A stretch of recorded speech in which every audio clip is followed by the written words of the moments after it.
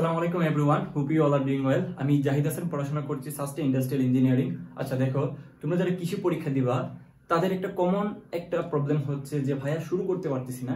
খুবই নরমাল, কারণ তোমরা দেখতে পাচ্ছ তোমাদের অনেক ফ্রেন্ড অনেক বেশিরভাগই ইউনিভার্সিটিগুলোতে ভর্তি হয়ে গেছে, কয়েকদিন পরে হয়তো তাদের ক্লাস, এবং তারা বেশিরভাগই হচ্ছে এখন ফেসবুক সব জায়গায় আসলে সোশ্যাল মিডিয়াতে অ্যাক্টিভ। তাদের সাকসেস নিয়ে তারা অনেক বেশি পোস্ট করতেছে। তোমার আশেপাশের মানুষজন তোমাকে খোঁড়া দিচ্ছে যে আসলে ভাই তুমি চান্স পাও নাই, তুমি লুজার, সবাই চান্স পাচ্ছে তুমি পাও নাই, কারণ সবার শেষে যেহেতু কৃষি পরীক্ষা তোমাকে অনেক বেশি অবস্টেকলের মধ্যে দিয়ে যাইতে হয়। এটা আমি ফিল করি। হ্যাঁ, আমি ওই কি বলা যায় জানি মধ্য দিয়ে তো আমি আসছি, তাই না? আমি জানি তোমাদের ভিতরে এখন কি চলে, তোমাদের ভিতরে এখন কি ধরনের কষ্টটা লুকায় আছে, বা তুমি কাউকে বলতে পারতেছে না। ইভেন তোমার ফ্যামিলির মানুষ হয়তো তোমাকে বুঝতে পারতেছে না, এমন একটা অবস্থা। এই পরিস্থিতিতে আসলে পড়াশোনাটা শুরু করাটা একটা বড় চ্যালেঞ্জ। হ্যাঁ, তো আমি তোমাদেরকে এজ এ বড় ভাই হিসাবে তোমাদেরকে আমি কিছু টিপস দিব, যেটা ফলো করলে তুমি ডেফিনেটলি পড়াশোনাটা শুরু করতে পারবা কিছুর জন্য। হ্যাঁ, আমি তোমাদেরকে সত্য জিনিসটা বলার চেষ্টা করব। তোমরা শুরু থেকে ভিডিওটা আমার সাথে থাকো। আই থিঙ্ক এই ভিডিওটা দেখার পরে ডেফিনেটলি তুমি পড়াশোনায় বসতে পারবা, এবং তুমি তোমার যে কামব্যাকটা সেটা অবশ্যই করে ফেলতে পারো। আচ্ছা, প্রথম ব্যাপার হচ্ছে মেন্টাল যে ইস্যুটা, যে ভাই আমি আসলে মেন্টালি অনেক বেশি সিক হয়ে গেছি। মানুষের যেই ব্যবহার, পরিবেশের যেই প্রতিকূলতা, এইটার আসলে কিভাবে আমি মোকাবেলা করব। প্রথম ব্যাপার হচ্ছে যে ভাই তুমি আগে স্বীকার করে নাও যে তুমি একটা লুজার। এটা স্বীকার করাটা কোনো খারাপ কিছু না। আমি নিজেও লুজার ছিলাম, আমি নিজেও ফেলিওর ছিলাম, সবাই ফেলিওর হয়। এটা মেনে নেওয়াটা শিখতে পারো একটা বড় গুণ। হ্যাঁ, এটাকে মেনে নাও। মেনে নেওয়ার পরে জাস্ট এইটা চিন্তা করো যে আমি যেহেতু একটাতে পারি নাই, অনেকগুলো ইউনিভার্সিটিতে আমি রিজেক্টেড হয়েছি, আমি একটা জুন যেটা ছিল এই জন্য আমি কোথাও সাকসেস হইতে পারি নাই, তার মানে আমার মধ্যে অনেক বেশি কি ছিল, ডেফিনেটলি তোমার মধ্যে অনেক বেশি ঘাটতি আছে কোনো কিছু একটা। তুমি নিজে স্বীকার করতে হবে যে আমার ওইটার প্রবলেম আছে, বা আমি অন্যদের থেকে এই জায়গাটাতে পিছায় আছি। শুধুমাত্র ভাগ্যের দিক দিয়ে পিছায় এটা হয় না, তুমি ডেফিনেটলি অনেক বেশি কোনো একটা জায়গায় হয়তো পিছায় আসছো, যেটা তুমি নিজেও জানো না। তো ফার্স্ট অফ অল তুমি আগে স্বীকার করে নাও। তারপর তুমি যেটা করবা, আমি তোমাদেরকে এখন এই গাইডলাইনটা দিব, যেটা ফলো করলে আই উইল গ্যারান্টি ইউ যে তুমি একটা সিট অন্তত কনফার্ম করে ফেলতে পারবা যদি এভাবে পড়াশোনাটা চালায় যাও। ওকে, লেটস স্টার্ট। আচ্ছা, প্রথম ব্যাপার হচ্ছে হাউ টু স্টাডি, যে কিভাবে শুরু করবো। প্রথম ব্যাপার হচ্ছে যে বিগত বছরের কোশ্চেন অ্যানালাইসিস করবা। একটা কোশ্চেন ব্যাংক নিবা, কোশ্চেন ব্যাংক নিয়ে সেখান থেকে বিগত বছরের কোশ্চেন অ্যানালাইসিস করবা। এটা হচ্ছে মূল বিষয়। তুমি কোনো ভাই এটা বলবে না, কারণ ওরা ওদের হচ্ছে কি বলা যায়, ওদের মার্কেটিং করবে, ওরা ওদের কোর্সটাতে তোমাকে নিবে, নিয়ে হচ্ছে দুনিয়ার সবকিছু পড়াবে, অ্যাকচুয়াল যেই ব্যাপারগুলো ওগুলো তোমাদেরকে করাবে না। সো আমি তোমাদেরকে জানি, তোমরা যারা আসলে প্রত্যন্ত অঞ্চল থেকে বিলং করো, যারা আমাকে অনেক দূর থেকে দেখতেছো, যাদের কাছে ডাটা অনেক পরে পৌঁছায়, তাদেরকে আমি আবারও বলতেছি যে কোনো কম্পিটিটিভ পরীক্ষায় সবচেয়ে বড় অ্যাটেম্পট হচ্ছে যে কোশ্চেন ব্যাংক অ্যানালাইসিস করা। কোশ্চেন ব্যাংক অ্যানালাইসিস করার কয়েকটা ক্রাইটেরিয়া আছে, যে ভাই আমি তো কোশ্চেন ব্যাংক অ্যানালাইসিস করছি তাও চান্স হচ্ছে না কেন। দেখো, কোশ্চেন অ্যানালাইসিস করার আমি শুরুতেই বলছি যে কয়েকটা ক্রাইটেরিয়া আছে। তুমি কোশ্চেন ব্যাংক ধাম করে সলভ করে গেলা, এটা তোমার ইফেক্টিভ না। তোমাকে এফেক্টিভ ওয়েতে সলভ করে যেতে হবে, যেটা আমার কোর্সগুলোতে আমি সুন্দর মতো বুঝাইয়া দিই, করাইয়া দিই। হ্যাঁ, আমি ওইখানে যেভাবে করাই, এটা একটা ডেমো আমি তোমাদেরকে বলি। এই যে দেখে আমি লিখে রাখছি SSTHF। এটা মিন কি? এটা মিনিং হচ্ছে শর্টকাট। এই যে এখানে আছে shortcut, short space, timing, hand calculation, fast calculation.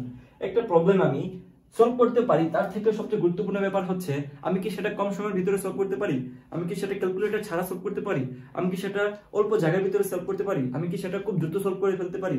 এই যে স্কিলগুলো, এগুলো কিন্তু তোমার পরীক্ষার হলে দেখা হয় ভাইয়া।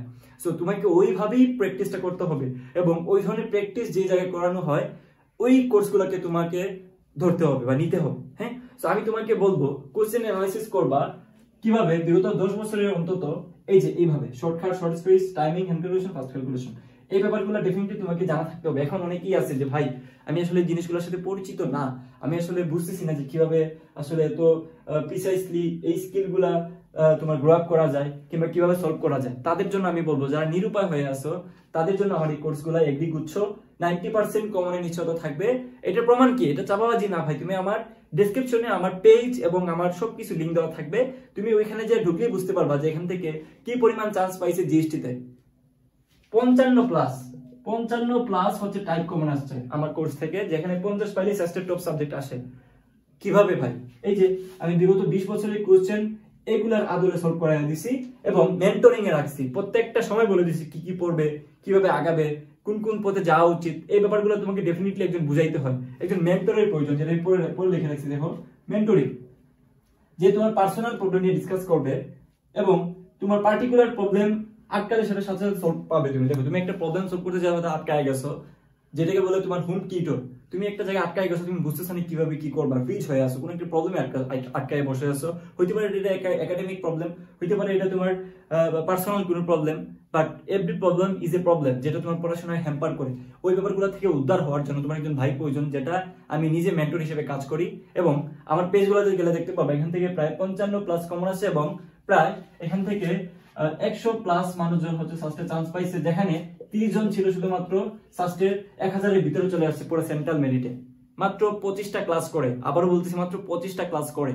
সো তোমাকে আমি বলতেছি যে তোমার যদি এই ধরনের ব্যাপারগুলো তোমার ডেফিনেটলি বুঝতে অসুবিধা হয়, তাহলে ডেফিনেটলি তুমি আমার কোর্সে ভর্তি হয়ে যাও। মাত্র 400 টাকার কোর্স, মাত্র 400। ঠিক আছে, এই এত অল্প টাকার কোর্স তুমি কোথাও পাবা না। আর যারা আমার আগের জিএসটি কোর্সে ছিল তাদের জন্য 300 টাকা, হোয়াটএভার ইট ইজ। যদি এইভাবে সলভ করে যেতে পারো, ডেফিনেটলি তোমার ইনিশিয়ালটা হয়ে যাবে, অর্থাৎ তুমি শুরুটা করে ফেলতে পারবা। তুমি যদি এখন শুরু করতে না পারো, পড়াশোনাটা তোমার যদি স্টার্ট না হয়, তাহলে কিন্তু তোমার পক্ষে তোমার ডেস্টিনেশনে যাওয়াটা ইম্পসিবল। এই জন্য শুরুটা করবা কোয়েশ্চেন অ্যানালাইসিস দিয়ে। এবং আমি যেই পদ্ধতিতে বললাম, এই পদ্ধতিতে অবশ্যই তোমাকে সলভ করতে হবে। হ্যাঁ, এই যে আমি এখানে লিখে রেখেছি, গরুর মতো সলভ করলে হবে না। গরু যেভাবে কি গরুর মতো পড়ে গেলা নো, এভাবে হবে না ভাই। তোমাকে ওইভাবে করতে হবে যেভাবে পরীক্ষায় আসে। তো আমি ভিডিওটা দীর্ঘায়িত করবো না।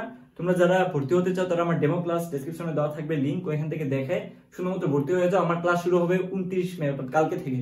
হ্যাঁ, যদি আজকে ভিডিওটা আপলোড করি তাহলে কালকে থেকে বা যেদিনই করি, তোমরা ডেফিনেটলি এখানে রেকর্ডেড ক্লাস পেয়ে যাবা। যারা লাইভ ক্লাস করবা না, তোমাদের জন্য সবসময় এই অপরচুনিটিটা থাকবে এবং পরীক্ষার আগ দিন পর্যন্ত তুমি এই ধরনের মেন্টরিংটা পাবা। হবে ক্লাস হচ্ছে জুমে এবং রেকর্ডেড থাকবে, ড্রাইভ লিংক দেওয়া থাকবে, তোমরা যখন তখন ক্লাস দেখে নিতে পারবা এবং মেন্টরিং পাবা, কাউন্সিলিং করতে পারবা যে কোনো প্রবলেম নিয়ে। এটাই হচ্ছে ব্যাপার। এবং এই যে কোশ্চেন পেপার যে সলভের যে ব্যাপারটা, এটা খুব সুন্দর মতো এখানে করানো হবে ভাই। আমি তোমাদেরকে আবারও বলতেছি, তোমরা যারা প্রবলেম ফেস করতেছো, তারা বুঝতে পারতেছো না কি করবা, তারা ডেফিনেটলি এই কোর্সগুলো নিতে পারো। কারণ তোমাদের আগের যে জিএসটি কোর্সে যারা ছিল, তারা ডেফিনেটলি এখান থেকে অনেক বেশি বেনিফিট পাইছে। সো দ্যাটস ওয়াই তোমাকে এটা নেওয়া উচিত যদি তুমি কোনো কিছু বুঝতে না পারো। সো সবার জন্য শুভকামনা থাকলো। আল্লাহ হাফেজ।